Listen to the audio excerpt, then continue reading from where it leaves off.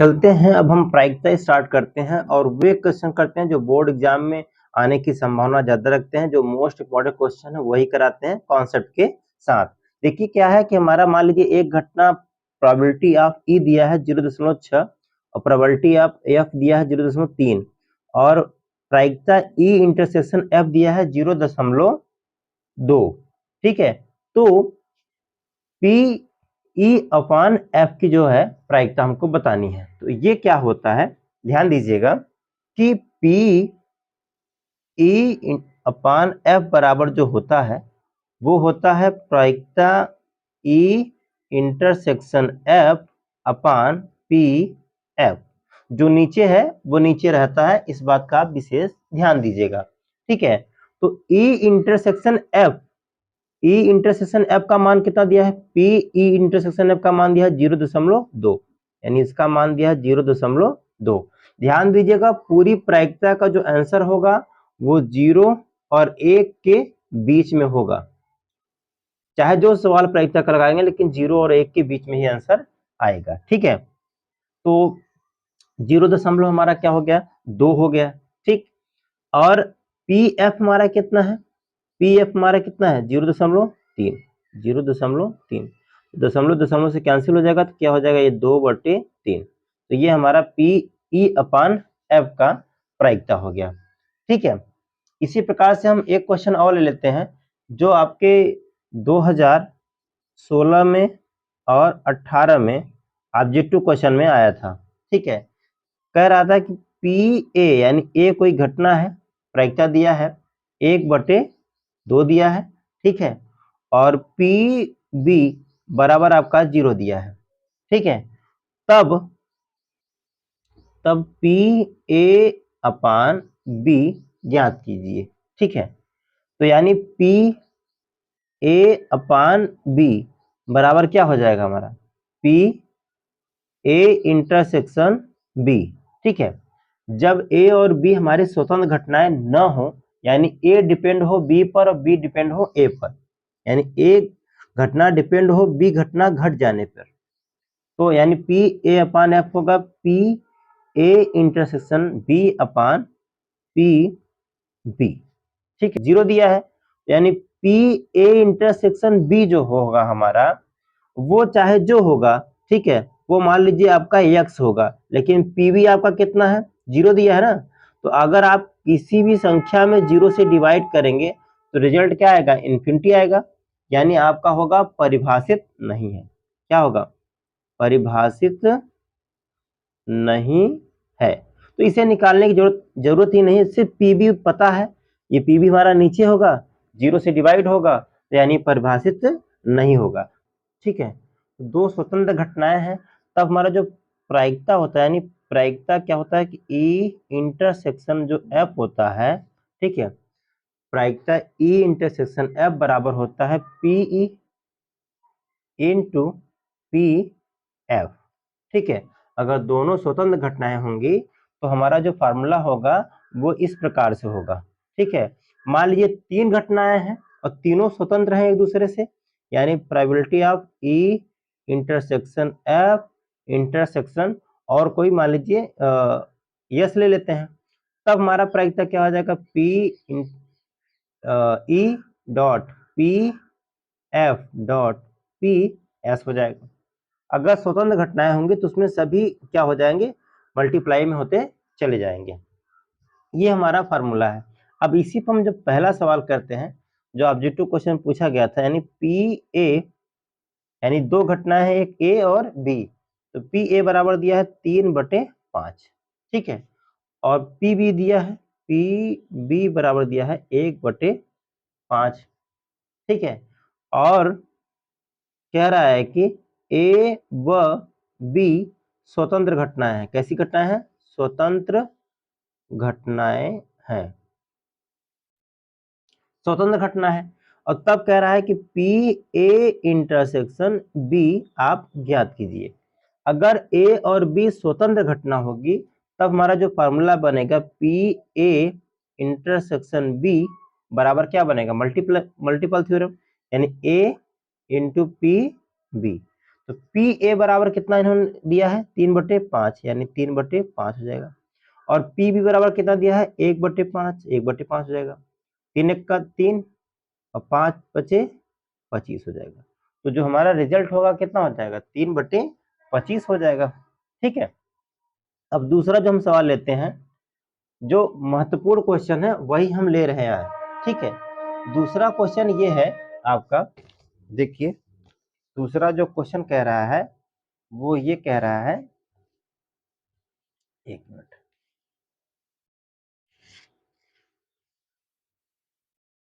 देखिए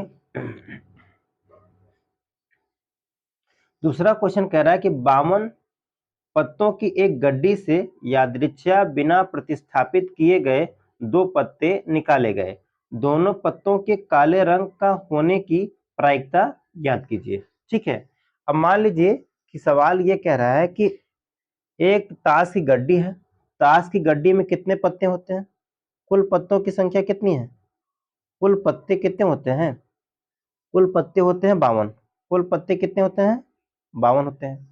ताश की गड्डी में कुल पत्ते होते हैं 52। अब 52 पत्तों में से 26 जो है लाल रंग का होता है और 26 पत्ते आपके काले रंग के होते हैं। ठीक है, यानी 26 पत्ते आपके लाल रंग के होते हैं और 26 पत्ते आपके काले रंग के होते हैं। सवाल कह रहा है कि 52 पत्तों की एक गड्डी में यादृच्छा बिना प्रतिस्थापित, यानी दोबारा हमको फिर गड्डी में नहीं रखना है, किए गए 2 पत्ते निकाले गए, दोनों पत्तों के काले रंग का होने की प्रायिकता ज्ञात कीजिए। तो देखिए क्या है कि कुल पत्तों की संख्या कितनी है 52 है। ठीक है, और 2 पत्ते हम निकाल रहे हैं, दोनों कैसे काले निकाल रहे हैं। यानी अगर हम कहें जो पहला पत्ता हम निकाल रहे हैं पी ए, क्या निकाल रहे हैं पी ए, तो पहला पत्ता अगर हमने निकाला तो तब उस समय काले रंग की संख्या कितनी थी 26। ठीक है, कुल गड्डी में पत्तों की संख्या कितनी है 52 है। ठीक है, तो अगर 52 में से 26 क्या है हमारी काले रंग की है, तो पहले अगर हम काला रंग का पत्ता निकाल रहे हैं तो ये हमारा जो प्रायिकता हो जाएगा, यानी पहले काले रंग के निकालने की, वो कितना होगा 26/52 होगा। यानी कुल ताश की गड्डी की संख्या और कितने संभावना है काले रंग की, यानी 26 ऐसे कार्ड हैं जो काले हैं, तो पहली जो प्रायिकता हो जाएगी 26/52 हो जाएगी। और अगर हम दूसरे की बात करें, यानी फिर हमको इसी 52 पत्ते में से काला रंग का एक कार्ड और निकालना है, लेकिन अब हम एक निकाल चुके हैं, अब दूसरे पत्ते में हम रखेंगे नहीं, तो अब हमारे पास कार्ड कितना बचा, अब हमारे पास 51 कार्ड बचा, क्योंकि हम एक निकाल चुके हैं काले रंग की, 51 बचा। अब काला रंग 26 था, एक निकाल लिए हैं, तो अब कितना बचा आपके पास 25 बचा। तो जो दूसरी बार हम निकालेंगे काले रंग के पत्ते का, उसका क्या प्रायिकता होगा 25/51 हो जाएगा, 25/51 हो जाएगा। तो यानी अब हमारा जो फार्मूला है कि ए और बी दोनों स्वतंत्र घटनाएं हैं, यानी दोनों घटना है ए और बी, दोनों को अगर घटित करना है तो ये बराबर होगा P A into P B के बराबर होगा। ठीक है, तो पी ए इंटरसेक्शन बी बराबर हो जाएगा, पी ए का मान कितना है 26/52, 26/52 इंटू, और पी बी कितना हो जाएगा हमारा, पी बी हो जाएगा हमारा 25/51। ठीक है, तो ये आप कैंसिल कर देंगे तो ये हो जाएगा 1/2, यानी 1/2 गुणित 25/51, तो कुल कितना हो जाएगा 25/51 का 2 में गुणा कर देंगे 102 हो जाएगा। ये हमारा हो जाएगा आंसर हो जाएगा। ठीक है, चलिए हम अगले सवाल में बात करते हैं कि संतरों के एक डिब्बे का निरीक्षण, उसमें से 3 संतरों को यादृच्छया बिना प्रतिस्थापित किए हुए निकाल कर किया जाता है। ठीक है, यानी आपको एक संतरे का डब्बा है, ठीक है, और 3 संतरे बिना देखे आपको निकालना है और फिर उसमें रखना नहीं है, प्रतिस्थापित करना नहीं है। यदि तीनों निकाले गए संतरे अच्छे हों तो को बिक्री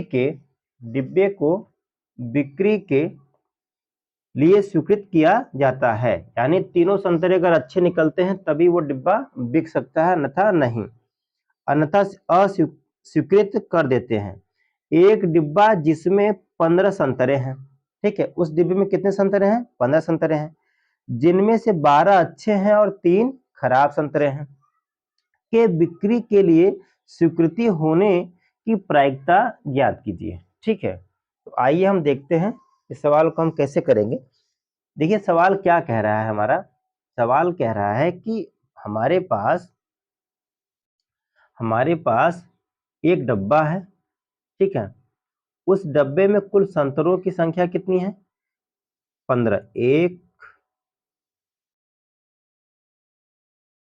ये आपके पास कुल संतरों की संख्या कितनी होगी? 1 2 3 4 5 6 7 8 9 10 11 12 13 14 15। 15 संतरे हैं। अब 15 संतरों में से 3 संतरे खराब हैं और 12 संतरे कैसे हैं? अच्छे हैं। तो अब इसमें से बताना है कि तीनों आपको रैंडमली उठाने हैं और तीनों अच्छे हों, यानी तीनों अच्छे संतरे हों। इसकी हमें क्या बतानी है? प्रायिकता बतानी है। ठीक है, तो पहली बार अगर मान लीजिए पहली बार हम अगर उठा रहे हैं, उसकी क्या प्रायिकता हो जाएगी? अगर पहली बार हमने संतरा उठाया, ठीक है, तो कुल संतरों की संख्या कितनी है? 15 है।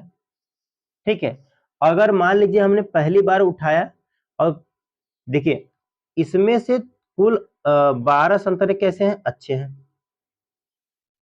12 संतरे कैसे हैं? अच्छे हैं। और 3 संतरे कैसे हैं? 3 संतरे आपके खराब हैं। ठीक है, 12 संतरे आपके अच्छे हैं, 3 संतरे कैसे हैं? खराब है। अब हमें पहली बार संतरा अगर हम निकालेंगे तो पी ए जिसे हम कह रहे हैं, कुल संतरों की संख्या 15 है और कितने अच्छे संतरों की संख्या है? 12। तो 12 ऊपर हो जाएगा। यानी प्रोबेबिलिटी ऑफ ए, ये जो हमारी ए घटना है, ए क्या है? पहली बार जब अगर हम निकाल रहे हैं तो अच्छे संतरे आ सकें, उसकी घटना है। तो प्रोबेबिलिटी ऑफ ए कितना आ गया? 12/15 आ गया। अब अच्छा संतरा हमने निकाल लिया, 12 में से अब कितना बच जाएगा? अगर हमने पहली बार निकाल लिया, अब हमारे पास अच्छे संतरे कितने बचे? 11 बचे। ठीक है, और कुल संतरों की संख्या कितनी बची? 14, क्योंकि हमने पहली बार में संतरा एक निकाल लिया और अच्छा संतरा हम पा गए। ठीक है, अब 15 संतरे थे, दोबारा हमको प्रतिस्थापित नहीं करना है, तो अब कितना बचा? 14 बचा।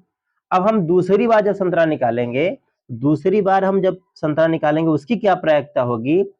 कुल कुल हमारे पास संतरों की संख्या कितनी हो गई? 14 हो गई, क्योंकि एक हम निकाल चुके हैं, अब दोबारा हम रखेंगे नहीं। अच्छा, लेकिन अब अच्छे संतरों की संख्या कितनी बची? 11। तो दूसरी बार जब हमने प्रायिकता निकाला, यानी दूसरा बार जब हम संतरा निकाल रहे हैं, उसमें 14 में से 11 अच्छे थे, उसकी प्रोबेबिलिटी क्या होती है? 11/14। ठीक है, और जब हम तीसरी बार निकाल रहे थे, ठीक है, तो अब हमारे पास अब संतरों की संख्या बची कितना? 10 और कुल संतरों की संख्या बची 13। ठीक है, पहले 12 थी, 12 से फिर 11, फिर 11 से 10 संतरे बचे। ठीक है, अब देखिए आपके पास कुल संतरों की संख्या कितनी हो गई? 13 हो गई। ठीक है, और अच्छे संतरे आने की प्रायिकता हम निकाल रहे हैं लास्ट में, अंतिम तीसरी बार में।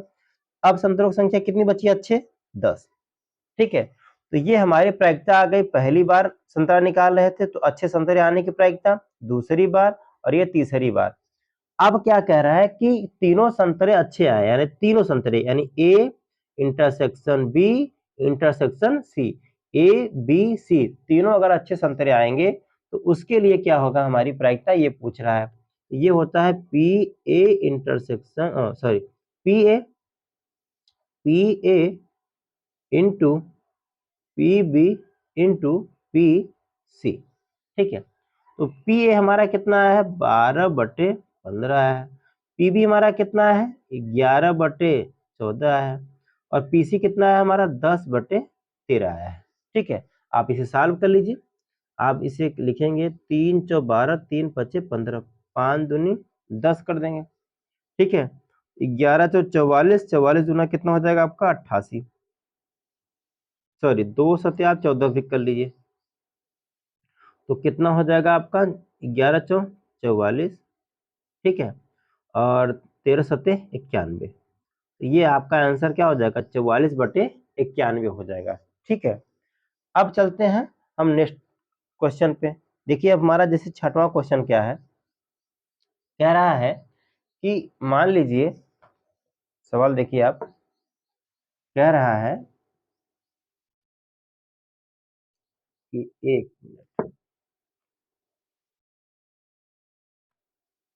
सवाल कह रहा है कि मान लें ई और एफ दो घटनाएं इस प्रकार हैं, दो घटनाएं दिया है, पी ई बराबर 3/5 दिया है और पी एफ बराबर दिया है कितना, 3/10, ठीक है, और पी ई इंटरसेक्शन एफ दिया है 1/5। तब हमको सिद्ध करना है कि क्या ई और एफ दोनों स्वतंत्र घटनाएं हैं, स्वतंत्र घटनाएं हैं। तो हमें यह दिखाना है कि क्या ए और बी दोनों स्वतंत्र घटनाएं हैं या नहीं। ठीक है, अब हम कैसे करते हैं, ध्यान दीजिए कि हम जानते हैं कि P जो हमारा E इंटरसेक्शन F होता है वो बराबर होता है PE इंटू पी एफ के। अगर स्वतंत्र घटनाएं होंगी तो ये PE इंटू होगा किसके, PF के बराबर होगा। ठीक है, अब हम क्या करेंगे, इसका मान कितना है, इसका मान कितना है, 1/5 है, ठीक है, और PE का मान कितना है, 3/5, और इस PF का मान है 3/10। ठीक है, तो 1 मिनट, PF का मान है 3/10 और P इसका मान है 3/5। तो अब हम क्या करते हैं कि 1/5 और ये हो जाएगा हमारा 3 तरीका 9/50। तो 1/5 9/5 50 के बराबर होगा नहीं, तो यानी अगर ये बराबर इसके नहीं है, ठीक है, यानी ये संख्या इसके बराबर नहीं है, ठीक है, 1/5 9/50 के बराबर नहीं है, तो ये भी इसके बराबर नहीं है और ये भी इसके बराबर नहीं है। तो हम कहेंगे अतः ई और एफ स्वतंत्र घटनाएं नहीं है, स्वतंत्र घटना नहीं है, यानी दोनों स्वतंत्र घटनाएं नहीं है। चलिए हम प्रायिकता के उस क्वेश्चन की बात करते हैं जो बोर्ड एग्जाम में सबसे ज्यादा बार पूछा गया है कि सिद्ध कीजिए कि यदि ई और एफ दो स्वतंत्र घटनाएं हैं तो ई और एफ भी स्वतंत्र होंगी, यानी ई और एफ डैश होना चाहिए था, ई और एफ डैश। एफ डैश का मतलब होता है कि एफ नहीं, एफ डैश का मतलब क्या है, एफ नहीं। तो ये हमसे कह रहे हैं कि सिद्ध कीजिए कि ई और एफ दो स्वतंत्र घटनाएं हैं। अगर जब दो स्वतंत्र घटनाएं होंगी तब हमारी जो प्रायिकता होगी, तब हमारी जो प्रायिकता बनती है कि अगर दो स्वतंत्र घटनाएं होंगी तो प्रायिकता ई इंटरसेक्शन एफ बराबर होता है पीई, यानी प्रायिकता ई और प्रायिकता एफ। ई और एफ क्या है, घटना है जो घटित हो रही है, यानी प्रायिकता ई घटना और प्रायिकता एफ घटना। तो ये हमारा जो है ये पहला फार्मूला है। अगर ई और बी स्वतंत्र हो, ई और एफ क्या हो, जब स्वतंत्र घटनाएं हो, क्या हो, स्वतंत्र घटनाएं हो, स्वतंत्र घटनाएं जब होंगी तब हमारा जो फार्मूला बनेगा पीई इंटरसेक्शन एफ बराबर पीई इंटू पी एफ। हमें सिद्ध करने के लिए कह रहा है कि ई और एफ डैश, ई और एफ डैश भी स्वतंत्र होंगी, यानी सिद्ध क्या करना है, सिद्ध करना है, सिद्ध क्या करना है कि P E intersection F dash, यानी प्रायिकता ई इंटरसेक्शन एफ डैश बराबर आपको सिद्ध करना है कि पी ई इंटू प्रायिकता एफ डैश, ये आपको सिद्ध करना है। ठीक है, तो आइए हम इसको समझते हैं। ये आपके एग्जाम्पल नंबर 13 का सवाल है जो सबसे महत्वपूर्ण है, बोर्ड एग्जाम में कई बार ये क्वेश्चन रिपीट किया है। तो हम क्या करेंगे कि सबसे पहले इसे सेट थ्योरी के माध्यम से समझेंगे कि हमारे पास दो घटनाएं हैं। मान लीजिए एक हमारे पास घटना ई है और एक घटना हमारे पास क्या है, एफ। ये हमारे पास ई घटना है और ये हमारे पास क्या है, एफ घटना है। ठीक। और जो बीच की घटना होती है, बीच वाली घटना हमारी क्या कहलाती है, बीच वाली घटना कहलाती है, यानी ये वाली घटना क्या कहलाती है आपकी, ये वाली घटना कहलाती है क्या आपकी, ई इंटरसेक्शन एफ। एंड ई और एफ में जो कॉमन होगा उसे ई इंटरसेक्शन एफ कहते हैं। ये आप समुच्चय में पढ़े होंगे। ठीक है, अब हम निकालते हैं कि इसे क्या कहते हैं। ठीक है, तो इसे आप कह सकते हो ई माइनस एफ भी कह सकते हो, पर ई माइनस एफ का इसमें प्रयोग नहीं करना है, हमको चाहिए ई इंटरसेक्शन एफ डैश के रूप में। तो देखिए, जैसे मान लीजिए आपने प्रायिकता में पढ़ा होगा कि अगर आपके पास यूनियन है 1 2 3 4 5, ठीक है, यानी पूरे सेट का जो है यूनियन, इसे यूनियन भी कहते हैं। ठीक है, या इसे हम सैंपल स्पेस यानी पूरा एस भी कह सकते हैं। ठीक है, प्रायिकता की भाषा में। तो यूनियन मान लीजिए 1 2 3 4 5 है और एक सेट है आपके पास ई। ठीक है, एक सेट है आपके पास ई और ई में जो अवयव है 1 2 और 3 है, और एफ में जो अवयव है मान लीजिए आपके पास 3 है 4 है। ठीक है, तो ई माइनस एफ क्या होता है, E minus F, E minus F क्या हो जाएगा, यानी ई और एफ दोनों समुच्चय का माइनस करेंगे तो क्या क्या कैंसिल होगा, सिर्फ 3 कैंसिल होगा इसमें से। ठीक है, 3 इसमें भी है और 3 इसमें भी है, तो ये कैंसिल हो जाएगा। तो बचेगा क्या आपके पास, ई के पास बचेगा 1 और 2। ई माइनस एफ क्या हो जाएगा आपके पास, 1 और 2 हो जाएगा। ठीक है, ई माइनस एफ कितना आ गया आपका, 1 और 2। लेकिन इस ई माइनस एफ का यहाँ प्रयोग नहीं हो पाएगा, लेकिन हम जानते हैं कि ई माइनस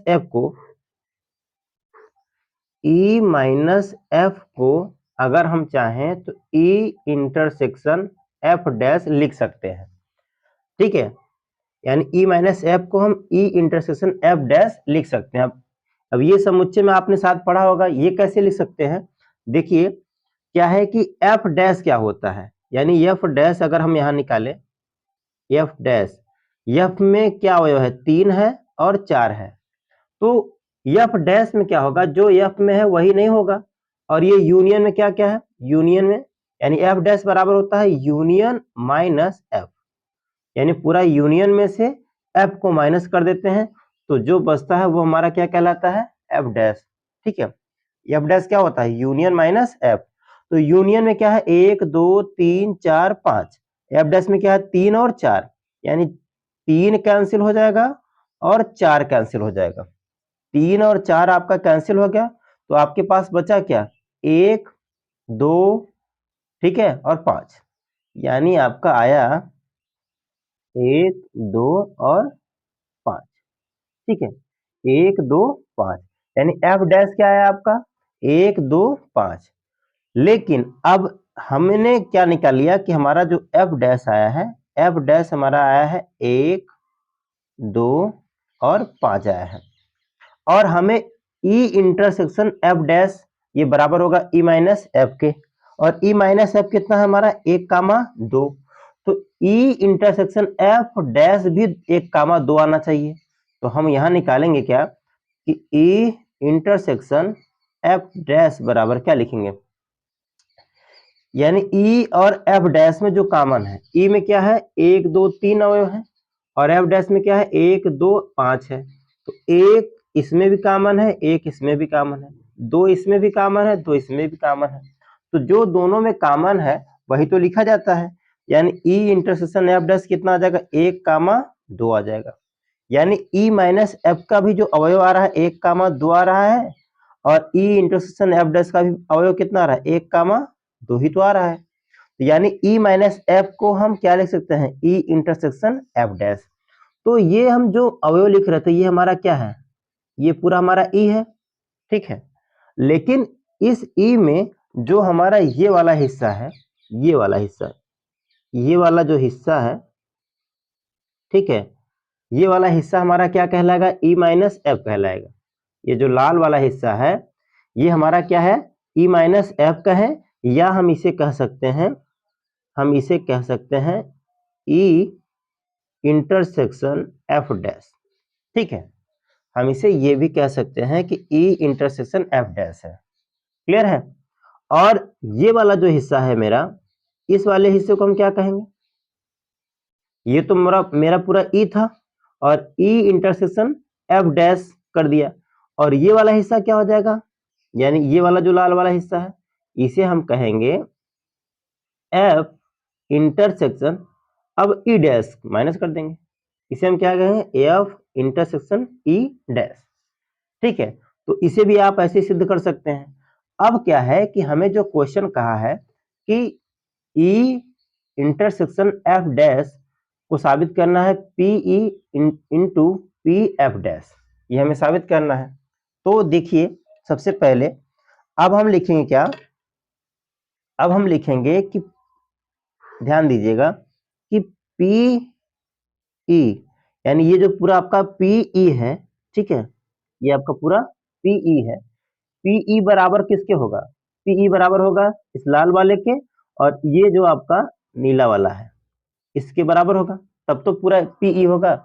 तो पी यानी प्रायिकता ई बराबर लिख सकते हैं, प्रायिकता ई इंटरसेक्शन एफ डैश के, ई इंटरसेक्शन एफ डैश के, प्लस अब फिर ये जो हमारा दोनों में कॉमन है, यानी पी ई इंटरसेक्शन एफ के, यानी पी ई इंटरसेक्शन एफ के, यानी ये लाल वाला और ये नीला वाला दोनों को जोड़ देंगे तो फिर हमारा पी के बराबर नहीं हो जाएगा, पी बराबर जो पूरा अवयव है पूरा हो जाएगा। ये बात समझ में आ रही है आपको। तो यानी हम पी यानी प्रायिकता ई बराबर लिख सकते हैं P E intersection F dash plus P E intersection F, इसका प्रायिकता और इस लाल वाले का प्रायिकता दोनों को जोड़ देंगे तो पूरा पीई के बराबर ही हो जाएगा। ठीक है, अब हम क्या लिख सकते हैं कि हमें निकालना है P E intersection F dash. अच्छा, तो हम इसको क्या कर देते हैं, इस तरफ कर देते हैं, यानी पी ई माइनस ये इस तरफ जाएगा तो ये हो जाएगा पी ई इंटरसेक्शन एफ के बराबर हो जाएगा, और बराबर ये किसके होगा, P E intersection F dash के बराबर हो जाएगा। ठीक है, तो अब हम क्या करेंगे, अब हम करेंगे कि पी ई को हम ऐसे ही रहने देंगे माइनस, अब आपको समीकरण एक में, यानी देखिए समीकरण अगर हम इसे एक माने होते तो हमारा क्या होता है, पी ई इंटरसेक्शन एफ बराबर होता है P E into P F, अगर ई और एफ स्वतंत्र घटनाएं हो तो, यानी पी ई इंटरसेक्शन एफ को हम क्या लिख सकते हैं, P E into P F, ये लिख सकते हैं, और ये हमारा है P E intersection F dash हो जाएगा। ठीक है, तो पी ई इसमें भी है और पी ई इसमें भी है, तो हम पी ई कॉमन ले लेंगे, तो हमारे पास क्या बचेगा यहाँ 1 माइनस, और ये हमारा क्या हो जाएगा, पी हमारा एफ हो जाएगा। ठीक है, बराबर ये क्या है, P E intersection F dash हो जाएगा। ठीक है, तो अब क्या करते हैं कि 1 माइनस पी एफ क्या होता है, बताना था कि पी एफ डैश प्लस, यानी पी एफ की प्रायिकता होने की और पी एफ डैश न होने की प्रायिकता, ये दोनों एक होती है, यानी प्रायिकता होने की प्रायिकता क्या होती है और न होने की प्रायिकता, दोनों का अगर योग कर दिया जाएगा वो किसके बराबर होगा, एक के। तो पी एफ अगर आपका उस तरफ चला गया, ठीक है, तो पी एफ आपका अगर उस तरफ चला गया तो पी एफ डैश बराबर क्या हो जाएगा, 1 माइनस पी एफ हो जाएगा। ठीक है, तो यानी हमारा क्या होगा, पी एफ डैश बराबर 1 माइनस पी एफ डैश के बराबर हो जाएगा, तो ये हमारा फार्मूला हो जाएगा। ठीक है, तो यानी हम क्या कह सकते हैं कि 1 माइनस पी एफ के, 1 माइनस पी एफ किसके बराबर होगा, पी एफ डैश के होगा, यानी एफ यानी घटना घटने की प्रायिकता और घटना न घटने की प्रायिकता, दोनों का अगर योग करेंगे किसके बराबर होगा, एक के बराबर होगा। तो यानी हम यहाँ क्या लिख सकते हैं, पी ई इंटू ये हमारा हो जाएगा पी एफ डैश हो जाएगा। ठीक है, बराबर ये हमारा क्या है, P E intersection F dash, और हमें यही सिद्ध करना था, यही हमारा आंसर हो जाएगा। ये 8 मार्क का आता है, आप अच्छे से इसका कॉन्सेप्ट समझ लीजिएगा, ये पक्का बोर्ड एग्जाम में इस टाइप का क्वेश्चन आता है।